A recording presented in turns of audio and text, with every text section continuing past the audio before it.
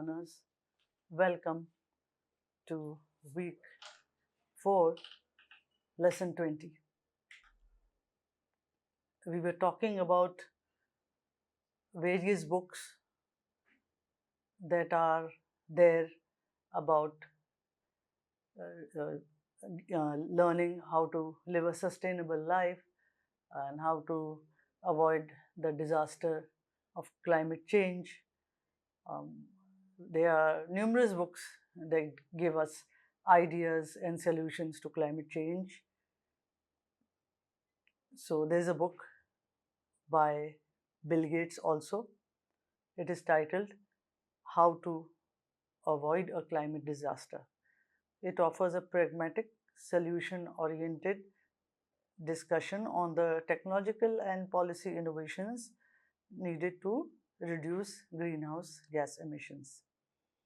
Gates' book in particular suggests both market based solutions and policy recommendations for transitioning to a zero carbon economy, illustrating how non fiction writing can serve as a guide for decision makers. So, we have heard these ideas in the earlier lessons of this week also, that there are several books that talk about solutions. So, this book by Bill Gates is also an important book because it talks about market based solutions and policy recommendations for transitioning to a zero carbon economy. So, there are many more books. Let's look at another one. This is a very comprehensive book which is uh, very detailed and very thorough about solutions for climate change. Draw down the most comprehensive plan ever proposed to reverse global planning. It's a New York Times bestseller edited by Paul Hawken. So, it's a very important book, and it has been suggested that everyone who is interested in working towards climate change resolutions should have a copy of this book. This is a book that offers resolutions for reducing climate impacts. It was compiled by a collaboration of scientists, researchers, and policymakers. For example, it mentions about the installation of the microgrid, which connects various utilities, and that can replace the macrogrid, which uses electricity. It also mentions solar farms, which are there in Sacramento, California, which is a step towards reversing global warming. We discussed investigative journalism earlier. So, investigative journalism not only reports and suggests and points out the future, influences policy and influences public opinion, but it exposes corporate malfeasance too. Investigative journalists play a critical role in holding corporations accountable for their role in exacerbating climate change. Non-fiction books like Merchants of Doubt by Naomi Oreskes and Eric M. Conway, which we saw in an earlier lesson, expose how fossil fuel companies have funded disinformation campaigns to undermine climate science. These kind of reports, this investigative journalism, it shapes public perception. Non-fiction authors also shape public perception by challenging widely held beliefs and promoting new ways of thinking about climate change.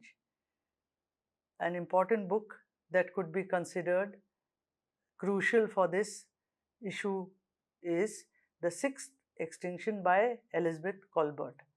It redefines the public understanding of extinction as a contemporary human driven process rather than a distant historical event. Ethical considerations in writing about climate change. We also read about this book, Merchants of Doubt, where the ethical considerations were not considered by a group of scientists, and they misinformed the public about certain health and climate issues. So, ethical considerations are important uh, to inform the public correctly if one is to lighten the carbon footprint, if one is to uh, make a dent in the impact of climate change.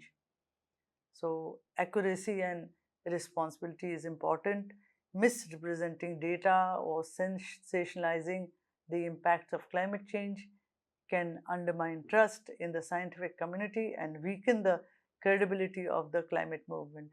So, ethical reporting and being ethical in one's considerations while investigating and while reporting, they are of extreme importance. Otherwise, the result is that scientists they'll lose the trust of the public, and the climate movement, which is with put together, which has come up with such difficulty and which has to cross so many barriers, that also gets weakened. Eventually, we all know that all this is in the interest of humanity. Writers must carefully balance the need to emphasize the urgency of the crisis with the responsibility to present the science accurately. The Uninhabitable Earth by David Wallace Wells, which vividly paints worst case scenarios, has been both praised for raising awareness and criticized for potentially exaggerating certain outcomes. So, out there are numerous books. In fact, now the number is growing from day to day as people in different walks of life, from different disciplines, they realize the urgency of the climate crisis. So there are some books that are very accurate, and they are giving the right picture to the readers. But even then, out there are some that are exaggerating, or some that they are not being ethical about their aims and their objectives. So there is always a conflict between the environmentalist and the capitalist. As I already mentioned, that Dipesh Chakravarti has mentioned capitalism as an important reason for climate change, and capitalism defines all achievements, all progress, all industry in human terms, whereas the non-human is equally responsible for everything that humans get, for all the comforts, for all the products. The non-human should also be involved. So it is not so, and it's capitalism that rules the roost, and that's why there are certain books and certain authors who tend to mislead the public. Another pitfall that is related to climate information, or let's say climate shock, is climate despair. Presenting the grim realities of global warming and ecological collapse without offering hope or solutions can lead to climate despair. So, we have time again discussed this, that this idea of doom, of the end of the world, all these ideas tend to create a very dark picture, and they might lead to climate despair. So the writers have to write in a responsible manner so that the readers and the public may not descend into despair, and they may feel so paralyzed that they may not be able to take action. Many contemporary authors, including Bill Gates and Christiana Figueres, in The Future We Choose, provide a balanced approach by discussing the potential for technological and policy solutions alongside the challenges. So there has to be a sense of balance maintained there's a moral and an ethical responsibility in for writers of non-fiction in climate change to maintain the fine balance because the threat is looming large. It should not be conveyed in a sense that one falls into such despair that one is not able to take action. So a fine line is there, and writers have to maintain that responsibly. Also, uh, non-climate, uh, also non-fiction related to climate change uh, may represent the affluent and the richer sections of society. So there should be an ethical representation of the vulnerable communities also. Climate change disproportionately affects marginalized and vulnerable communities, including indigenous populations, people of color, and low income communities. So one has to be ethical about that representation to think about the vulnerable uh, sections of society. They too should be represented, their suffering and their voices also should be represented, and it should not be only the voice of the affluent or the the who are prominent in society of those sections. Non-fiction writers must ethically represent these groups, ensuring that their voices are not exploited or marginalized in the narrative. Instead, writers should highlight the agency and leadership of these communities in addressing climate change, as seen in works like All We Can Save, a collection of essays by female climate leaders, many of whom come from marginalized backgrounds. So, this book of essay is important because it represents the voice of uh, female climate leaders who come from marginalized backgrounds. So, non-fiction related to climate change can represent uh, different, varying sections of society across the globe. As mentioned, people of color or women or people in the developing countries or indigenous tribes and groups. So climate change affects everyone, but the ones who are most vulnerable, they suffer the most because they don't have the ready finances to address their problems. Uh, Many times, people who are wealthy and affluent, they might be able to deal with water shortage or other issues, but those who are um, living below the poverty line or who are not affluent or who are from rural backgrounds or tribal areas, they may not be able to get all those benefits. So there has to be an ethical way of looking at things, and everybody should get a representation when uh, non-fiction and climate literature is written. Now, climate non-fiction climate literature can also consist of memoirs and personal accounts.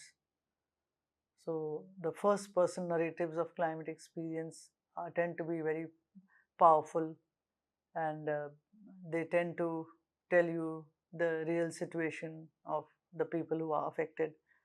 Personal accounts of living through climate change, such as memoirs by environmental activists, scientists, and those directly affected by climate disasters, help to contextualize the issue of everyday life. So, it is these narratives of climate experience that are very powerful, which are also a part of uh, non-fiction books on climate, and they can create awakening and around the globe, and they can prompt collective action.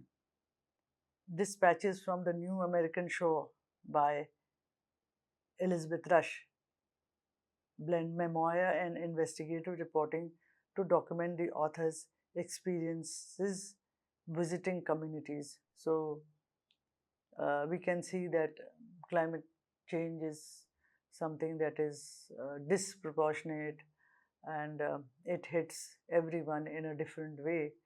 So there are vast reaches of these continents, whether it's America or whether it's Asia or whether it's Africa, where people are affected in different ways. So books like this, they blend memoir and investigative reporting to document the author's experiences uh, visiting communities. Activist memoirs are also very important. Um, the people who decide to lead the climate change movements, the people who take action and work towards reducing the carbon footprint and the climate impact in various ways, their accounts of their memories are very important. Bill McKibben's memoir, Falter, has the human game begun to play itself out? This blends personal reflection with broader analysis of the environment and talks also about political challenges posed by climate change. Such works inspire readers by showcasing the resilience, persistence, and passion of those working for climate justice. So, it is something that may not be taught in schools, but it's something that life teaches them. They are people who feel the dejection of their community, they feel the suffering of their community because of extreme climate events. And that's why they take up activism and they take up leadership for a cause. And so their stories are stories of resilience, persistence, and passion. And they work for climate justice, and these stories need to be told. And these stories are able to inspire readers to take action. So they are memoirs of grief and loss also, and this is very common in today's day and age. After great climate calamities have taken place, we have been reading so much about the tsunami that came and how the survivors cope with things, or the survivors of the hurricanes that take place in America now and then, or survivors of earthquakes, or survivors of droughts in Africa. So the memoirs of grief and loss, they they focus on themes of grief, loss, and mourning for the planet. The End of Ice by Dar Jamil expresses a sense of sorrow for the environmental destruction already taking place, offering reflections on the emotional toll of witnessing ecosystems collapse. So it's like personal sorrow gets transformed into a larger sorrow in which one feels grief, a sense of loss for the loss of environment. And that leads to the creation of these works of non-fiction as well as works of climate fiction and climate poetry and climate drama. These memoirs often emphasize the importance of facing the emotional realities of climate change while also finding ways to cultivate hope and action. So, these memoirs are very useful. They show how one can cope with emotional realities, which are the outcome of climate change. We heard so many first person narratives about the forest fires that took place in Australia, and we heard about the remaining wildlife, and we heard about the baby koalas that had escaped from the jungles to save their lives, and how people picked them up and tried to give them a home, tried to sort of give them some kind of home and some kind of hope. So stories like this abound after climate crisis, for children, for animals, for so many people who lose their homes, so many people who lose their dear ones. And so these when books like The End of Ice talk about sorrow and grief of climate change. They also talk about facing the emotional realities of climate change and finding ways to cultivate hope and action. Raising public awareness. Non-fiction serves as a crucial tool for raising awareness about environmental issues, helping to educate the public on topics such as climate change, biodiversity loss, pollution, and sustainability. Authors and activists use essays, articles, and books to translate complex scientific concepts into accessible language, making them relatable to the general public. Impactful narratives. So, Rachel Carson's Silent Spring 1962 was important as an impactful narrative which sort of changed so many mindsets. It set the climate movement rolling. So, her detailed investigation into the dangers of pesticides not only informed the public but also sparked a national conversation about environmental responsibility. So, even though the pharmaceutical companies tried to ban the book for several years, uh, the book came out into the open. Her ideas and her work in the Silent Spring could not remain concealed and suppressed. It was picked up and it sort of spanned a new movement of climate change or climate awareness. The book's compelling narrative style, backed by meticulous research, enabled readers to grasp the dire consequences of pesticide used on wildlife and human health, ultimately leading to significant policy changes, including the eventual establishment of US Environmental Protection Agency EPA and a ban on DDT. So books like this, non-fiction books like this, create public awareness and lead to a change in public policy. So, for example, when we are told about the insecticides and the pesticides that we use at home to kill mosquitoes and to kill cockroaches, we are told that they are banned in countries like USA and Canada. So that means there has been active legislation and there has been a very strong public opinion which has led to this legislation that these chemicals will not be used, these pesticides will not be used. So in India, it is a quite a sad fact that we still use those things that are banned elsewhere. So and it's like we don't seem to have any other option to save ourselves from the pests and the mosquitoes. But it's not so. There are books that tell you about how to use safer means of keeping yourself of keeping away mosquitoes, pests, and flies. So there are many herbs and there are many natural ways which are pest repellent and which do not harm the environment. So this kind of uh, understanding has now penetrated the Western world, and that's why many of the pesticides that we use are banned in America, in Europe, and in Canada. Media coverage. Investigative journalism has been instrumental in bringing environmental issues to light. Reporters uncover and report on environmental injustices, corporate negligence, and government inaction.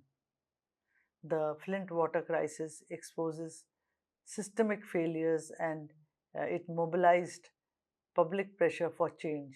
So, as I was saying, that there are certain things that are banned in the Western world.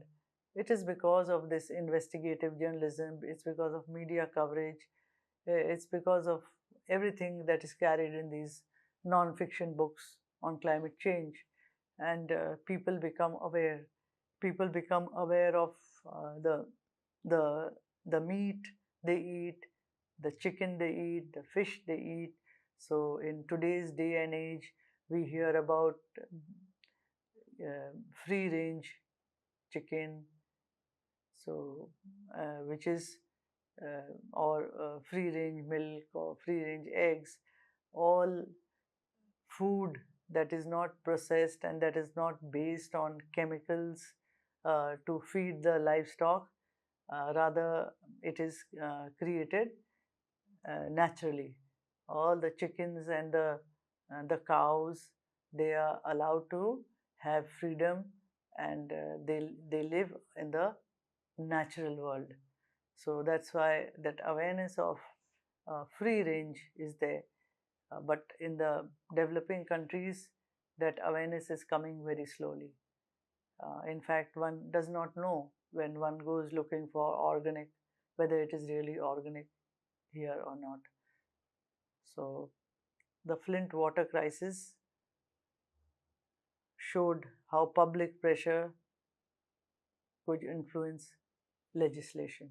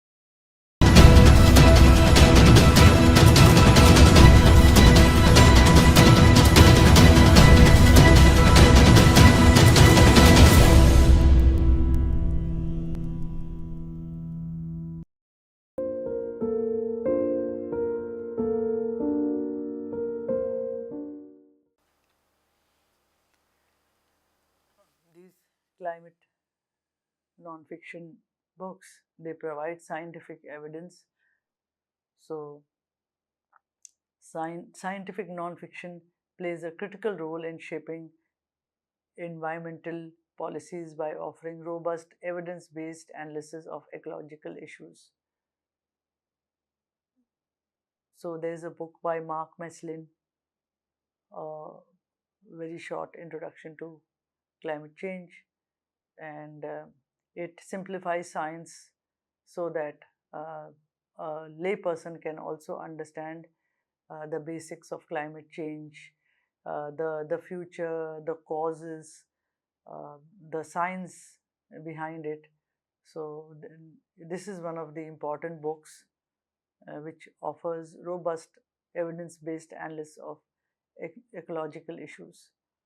Scientific reports and research publications inform policymakers about the latest findings, helping them understand the complexities of environmental problems and the efficacy of potential solutions.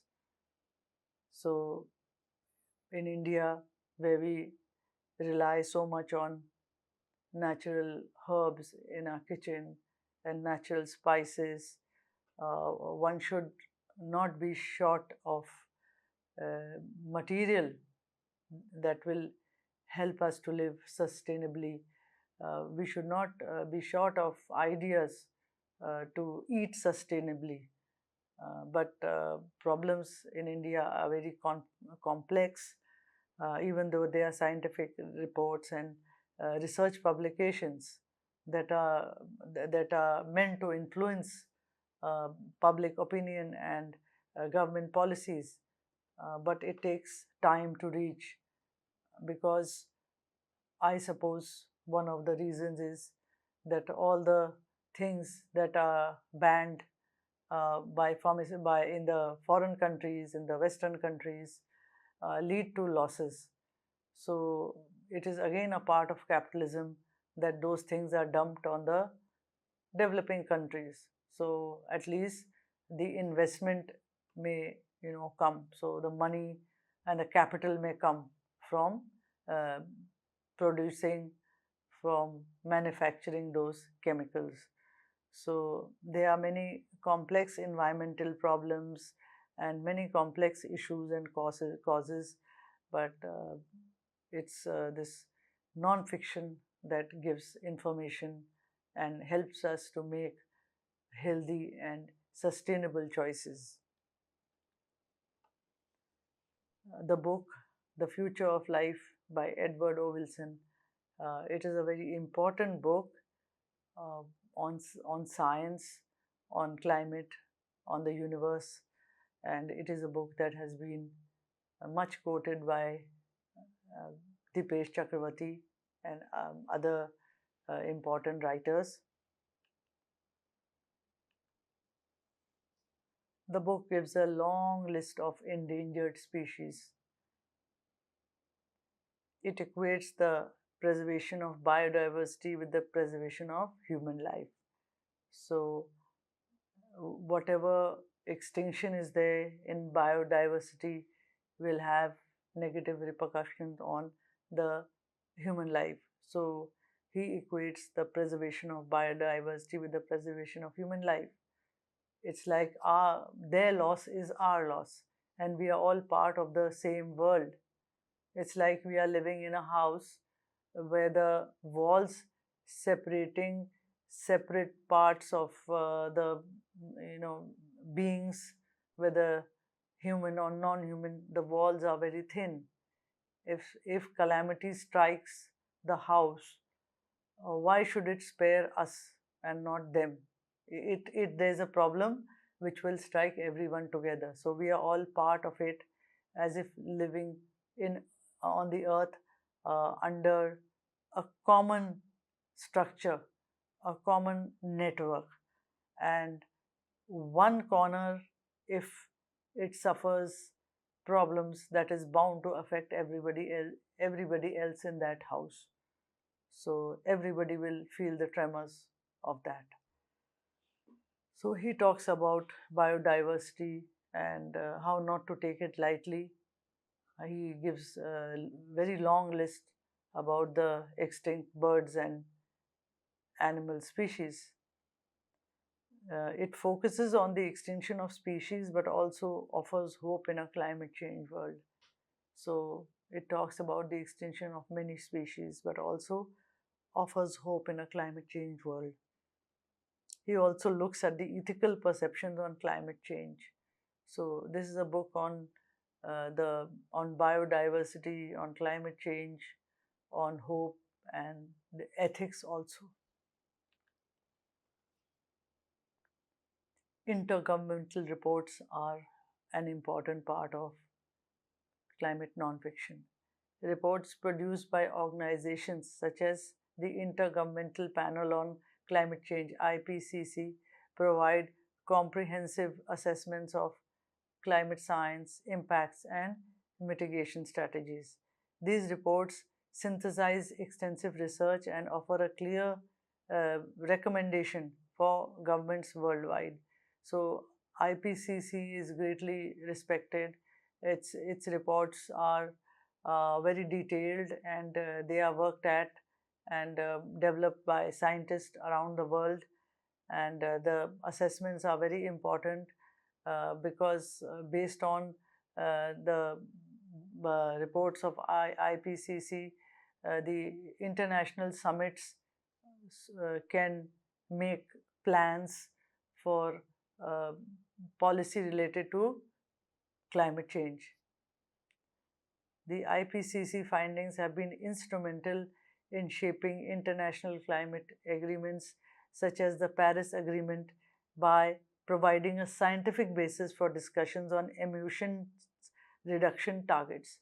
So we have the target that carbon content should be less than 2 degrees centigrade. So all this comes from the findings and the research done by the IPCC. So this is a very important organization, and when one talks of climate change, one also talks about the IPCC and its assessments. If we read the book by Mark Maslin, we come across important assessments about the future climate made by IPCC. Public health and environment.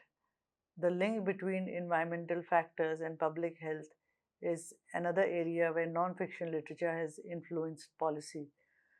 So there is a link between environmental factors and public health, and this is where non-fiction literature has influenced policy. And studies documenting the health impacts of air and water pollution, climate change, and habitat destruction inform regulatory measures. For example, research showing the detrimental effects of air quality on respiratory health has led to stricter air pollution standards and regulations aimed at improving public health outcomes. So, we already know that such reports and such work done influence how we try to tackle COVID. So, numerous reports and writings influence the procedures and the outcomes of government legislation during the COVID this thing infestation. Influencing policy advocacy. Non-fiction writing often serves as a foundation for policy advocacy, providing the necessary data and narratives to support environmental movements. Policy briefs, advocacy reports, and position papers written by non-profit organizations, think tanks, and scholars influence legislators and public opinion. So, this kind of influence on policy advocacy, this can be done by NGOs also, who have been mentioned in these non-fiction writings, and where there is enough data about climate change narratives and climate suffering, which is behind environmental movements, and this influences the legislators and public officials. Position papers and advocacy reports. organizations such as the World Wildlife Fund and Greenpeace produce non-fiction reports that outline the urgency of environmental issues and propose specific policy recommendations. So we can see that climate change is not limited to just weather, it also means various issues related to water, food, animals, biodiversity, etc. So organizations like the World Wildlife Fund and Greenpeace, they also provide non-fiction reports that outline the urgency of environmental issues, and they propose and suggest specific policy recommendations. For instance, the WWF's Living Planet report provides data on biodiversity and ecosystem health, illustrating the need for urgent conservation measures. Such reports not only inform policymakers but also engage the public and mobilize support for environmental narratives. So all this work, it has a legislative impact as an outcome.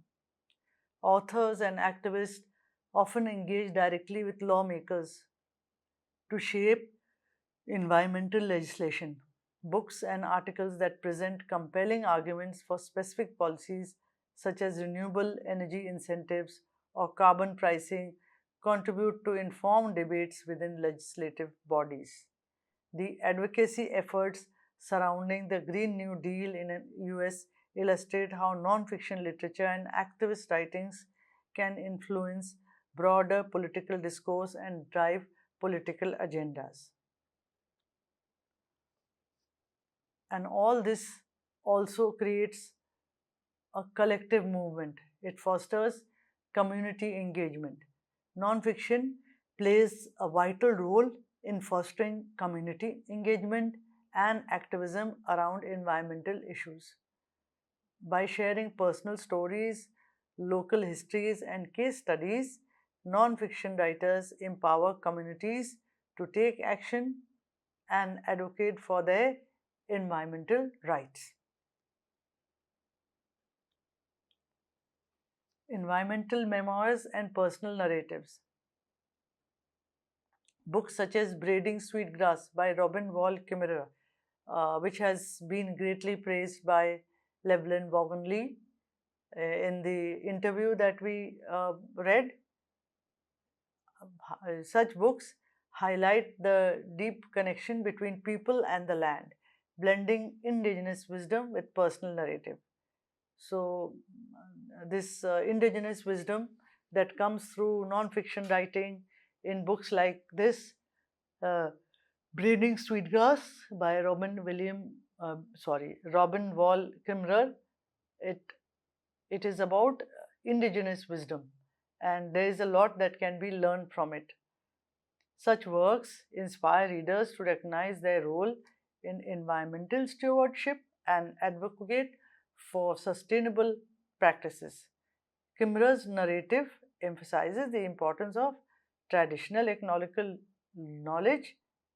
It emphasizes traditional ecological knowledge and its relevance in contemporary conservation efforts. So, Kimmerer writes about indigenous wisdom and the connection of indigenous people with their land, and such books they provide wisdom and ideas that could help tackle climate change. In a country like India, regions are very important. There are various regions in every state.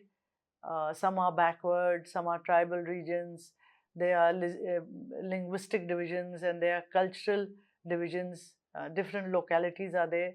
So, local case studies also figure importantly in climate non-fiction. Non-fiction that focuses on local environmental issues can galvanize community action. For example, writings that document local population crisis, land degradation, or habitat destruction can mobilize residents to advocate for change. By illuminating the impacts of environmental degradation on specific communities in specific areas, nonfiction helps build grassroots movements and empowers individuals to demand accountability from corporations and governments. So, we have areas in South India which have received uh, too much rain and there is flooding, so they have different issues, or there are places in remote in Kashmir which have their own climate issues.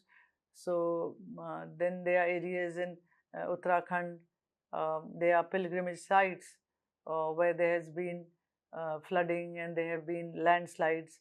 So issues related to certain areas, certain places representing specific communities, um, and that in non-fiction it creates grassroots movements and helps change public policy, helps influencing the government and corporations to take action. So, as we can see that climate change is something that can be represented through numerous studies, numerous forms of writing. So, it can be creative writing or it can be non-fiction writing. As we have seen in all the books that we considered so far, there was a great variety. There were books that told us about the science behind climate impacts and climate change. There were books that talked about what makes up the greenhouse gases and how they impact the universe. There were books about resolutions. There are books that talked about individual issues related to climate impacts. For example, the idea of plastic dumping in oceans and how it affects the ocean, and it also affects human life. So then there are books that may address uh, local regions, the regions of fishermen, or where there are farming communities in somewhere in Kashmir, or there might be places where spices are grown in the south, and what threatens the those areas or plantations where those specific spices are grown, or it may be about pest infestations in certain parts of the country. And throughout, there are people who are not only climate activists, but there are books that also talk about how there are people out there who are trying to save, almost extinct species of plants. For example, varieties of rice, varieties of vegetables, and there are such organizations, for example, in Madhya Pradesh, where they work at preserving and trying to bring and nurture the old varieties of vegetables which are not seen in the market these days. So, when we talk about those old varieties of rice or wheat or vegetables, then it is these writings that tell us about them, because the market forces, the international market forces, they only focus on selling cash crops. For example, the focus is on bananas or the focus on basmati rice. But the truth is that such reports and such non-fiction books tell us about numerous other varieties of bananas than the one that is sold in the international market, and numerous varieties of rice, and of cereals, of millets that are out there. And the farmers, if they continue to grow things that have naturally been grown, trying to preserve the original old crop in their fields. It becomes a benefit to the environment and also a benefit to them and a benefit to humanity. So, such reports are also there, brought through non-fiction, climate literature, and there have been numerous books about these. There are numerous books about extinct species of animals and birds too. There's one book that we talked about, uh, the climate change resolutions, which reads like a coffee table book. So there's no dearth of material on climate non-fiction, but one has to be very careful in what to choose to read, because all of it may not focus on the truth. Um, Many of the books might just raise an alarm and nothing else, and make people fall into climate despair. So one has to be very careful about dealing with what one is reading and to select the right kind of literature. India is a very rich country, so there are various foods and vegetables that have been traditionally grown in local areas and which are gradually being eliminated by the international market, and so they should get a chance to be preserved, to be grown, and to be placed in the market, because those crops which benefited our ancestors also had powers in them to reduce the climate impact. Some of the steps that have been suggested to reduce the carbon footprint are that one should eat local food. So, these varieties of foods uh, which are available locally are not only healthy, not only economically good for our farmers, but they are also uh, good for the environment, because when we talk about ecosystems, there is an interconnection. When foreign crops are introduced and old traditional crops are removed, that is once again disturbing the environment. So, the kind of balance, the kind of pattern of their growing according to seasons, the change, everything was related to how it controlled the pest uh, and the growth. So, this modernization and commercialism, this industrialization of our basic foods, processing of our basic food has created a great problem and has broken this chain that kept us healthy and that kept our environment healthy.